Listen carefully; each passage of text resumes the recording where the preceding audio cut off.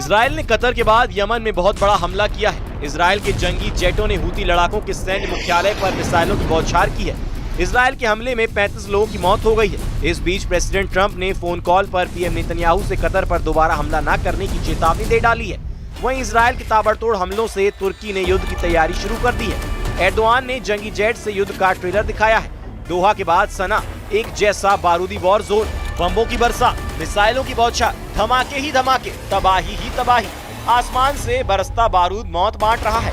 इंसानी बस्ती आग में झुलस रही है। खंडरों से चीख पुकार सुनाई दे रही है। जिंदगी बचाने की गुहार लगाई जा रही है, लेकिन इजराइल रहम नहीं बरत रहा है। अंधाधुंध हमले किए जा रहा है। इजराइल ने यमन की हूती लड़ाकों की हेकड़ी निकालने का मिशन शुरू किया है। अब तक का सबसे भीषण और विध्वंसक युद्ध शुरू हो गया है।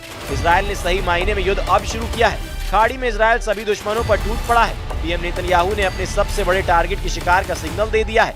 कौन है वो? क्यों ट्रंप के बीबी का फर्स्ट और लास्ट टारगेट बने हैं? वो जानने से पहले देखिए यमन के सना से आई सन्न कर देने वाली जानकारी। इजराइल ने हूती के वॉर हेडक्वार्टर को जलाकर राख कर दिया है। हूती सैन्य मुख्यालय को निशाना बनाकर किए गए हमले में 35 लोगों की मौत और करीब 131 लोगों के घायल होने की खबर है। इजराइल ने 3 सितंबर को हुए क्लस्टर मिसाइल अटैक का बदला लेने के लिए हूती के गढ़ में बारूद बरसाया है। 3 सितंबर को हूती लड़ाकों फिलिस्तीन 2 और जुल्फकार मिसाइलों से तेल अवीव में धमाके किए थे। मिसाइल हमलों के बाद हूती मिलिट्री प्रवक्ता ने ये कहकर शेखी वगारी थी। हूती की चुनौती खत्म करने के लिए इजराइल ने थोड़ा वक्त जरूर लिया, लेकिन जब बदला लिया तो ऐसा कि लड़ाका ग्रुप दहल गया।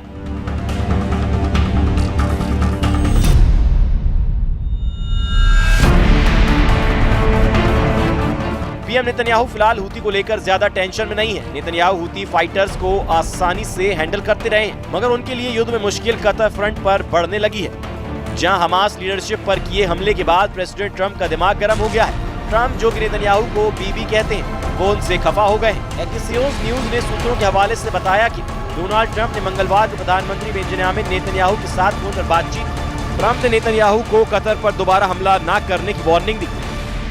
ट्रंप ने फोन पर यह भी कहा कि कतर पर हमला बर्दाश्त के बाहर की बात है। इसके बाद भी बीबी या नेतन्याहू का मिशन ऑन है। नेतन्याहू रुकने वाले नहीं हैं। उन्होंने ट्रंप की चेतावनी के बाद जो दावा किया है वो भी सुन लीजिए। उधर इजराइल के पीएम बेंजामिन नेतन्याहू का दावा है कि मैं कतर और आतंकवाद को पनाह देने वाले दूसरे देशों को कहना चाहता हूं कि आतंकियों को अपने देश से निकालें या उन्हें कानून के हवाले करें। अगर आप ऐसा नहीं करेंगे तो हम करेंगे। इजराइल की पॉलिसी क्लियर है, दुश्मन जहां है उसे वहीं दफना दो। दोहा में हमास का लीडर खलील अल हया है, जिसे इजराइल जिंदा नहीं रहने देगा। मतलब ये कि ऐसा युद्ध भड़केगा जिससे कई देश जलकर राख होंगे। कतर ने इजराइल के खिलाफ गोलबंदी शुरू कर दी है। कतर ने अरब इस्लामी शिखर सम्मेलन की इमरजेंसी मीटिंग कॉल की है। इजराइल से आर पार का फैसला जल्द होगा। फैसले में अरब वर्ल्ड के स्वयंभू खलीफा भी शामिल हो सकते हैं, क्योंकि इजराइल के सबसे बड़े टारगेट कोई और नहीं, तुर्की के राष्ट्रपति एर्दोगान है। कतर पर हुए हमले के बाद तुर्की एक्शन में आ गया है। तुर्की सेना के लड़ाकू विमानों ने दियारबाकिर और माल्टा हवाई अड्डों से उड़ान भरी है। एर्दोगान ने तुर्की की सभी सेनाएं हमले के बाद से अलर्ट कर दी हैं।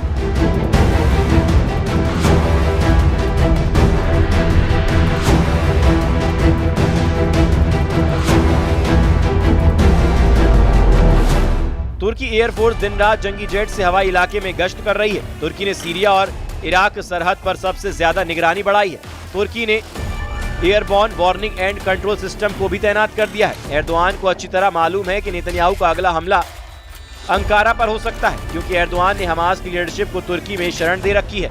एर्दोगान जानते हैं कि इजराइल हमास की फंडिंग नेटवर्क की बर्बादी का ऑपरेशन चला रहा है। एर्दोगान ने वक्त वक्त पर हमास लीडरशिप की रखवाली की है। हमास चीफ इस्माइल हानिया और सालिया अल अर्रौरी का तुर्की में आना जाना लगा रहता है। अमेरिका और इजराइल ने तुर्की के कई एनजीओ पर हमास की फंडिंग और मनी लॉन्ड्रिंग के आरोप भी लगा रखे हैं। खुद एर्दोगान ही इजराइल को तुर्की का सबसे बड़ा दुश्मन बताते रहते हैं। एर्दोगान इस बात को कह चुके हैं कि इजराइल एक दिन तुर्की से हिसाब लेगा, जिसका वक्त अब आता दिख रहा है। ये लड़ाई छिड़ी तो क्या होगा? खाड़ी देशों के खंडरों खुद एक अंदाजा लगाया जा सकता है। इजराइल ने 28 अगस्त 2025 को यमन में हूती लड़ाकों की पूरी लीडरशिप को ही खल्लास कर डाला था। तब भी नेतन्याहू ने युद्ध की लिमिट नहीं बताई, लेकिन अब साफ है कि इजराइल लड़ाका ग्रुप्स के असल आकाओं से हिसाब लेगा, जिसमें 2 नाम सबसे आगे हैं। पहला तुर्की और दूसरा ईरान। यमन की टॉप पॉलिटिकल लीडरशिप को खौफनाक अंदाज में खत्म किया गया। धमाके ऐसे हुए जिसमें किसी का भी बचना मुश्किल था। धमाके ऐसे जो गाजा में होने वाली खतरनाक बमबारी से भी भयानक थे।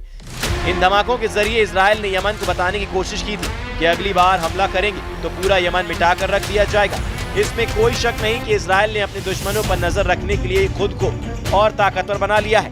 पूरे पश्चिम एशिया पर नजर रखने के लिए इजराइल ने जासूसी के लिए नया उपग्रह भी लॉन्च कर दिया है। इजराइल के रक्षा मंत्री इजराइल काट्स का दावा है कि नए उपग्रह की मदद से अब हर दुश्मन पर पैनी नजर रखी जाएगी।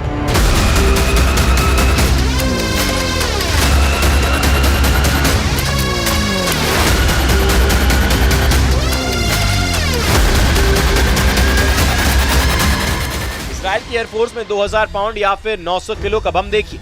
इस बम की ताकत क्या है आप धमाकों को देखकर समझ सकते हैं। जब ये बम गिरता है तो ऐसा धमाका होता है जो पूरी बिल्डिंग को गिरा देता है। ऐसी तस्वीरें गाजा में लगातार देखी जा रही हैं और अब लेबनान की राजनीति बेरूत के साथ साथ दक्षिणी लेबनान में भी देखी गई।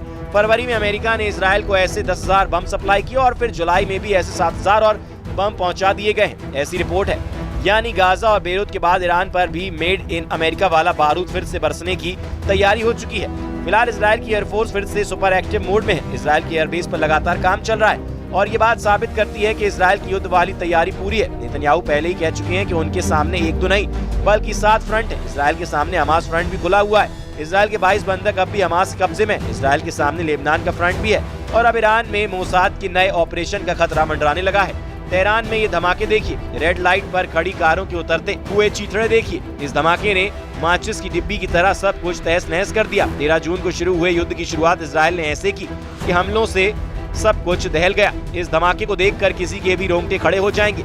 ये तेहरान पर हमले का वीडियो है। अब इजराइल की ख्वाहिश बता रही है कि वो इस धमाके से 10 गुना ताकत वाला ब्लास्ट करना चाहता है। सवाल वही है कि इस बार टारगेट पर कौन है? क्या ईरान के सर्वोच्च नेता अली खामनेई है? क्या ईरान के राष्ट्रपति मसूद पेजेशिकियान है या फिर ईरान की मिलिट्री लीडरशिप है? तेहरान में हमास चीफ इस्माइल हानिया के मर्डर और लेबनान में पेजर अटैक के बाद खामनेई को एहसास हो गया था कि ऐसा हमला ईरान में भी हो सकता है। इसलिए मोसाद की ट्रेनिंग से बचने के लिए ईरान में बहुत बड़ा अलर्ट जारी कर दिया गया था। बड़े बड़े लीडर चाहे खुद मोबाइल और बाकी कम्युनिकेशन उपकरणों से दूर रहे, लेकिन मोसाद बहुत चालाक निकला। इजराइल की इस खुफिया एजेंसी ने ईरान की लीडरशिप को खत्म करने के लिए तमाम हाई प्रोफाइल लोगों के साथ चलने वाले या फिर उनके करीब रहने वाले बॉडीगार्ड और ड्राइवर या फिर अधिकारियों तक को मोसाद ट्रैक करता रहा।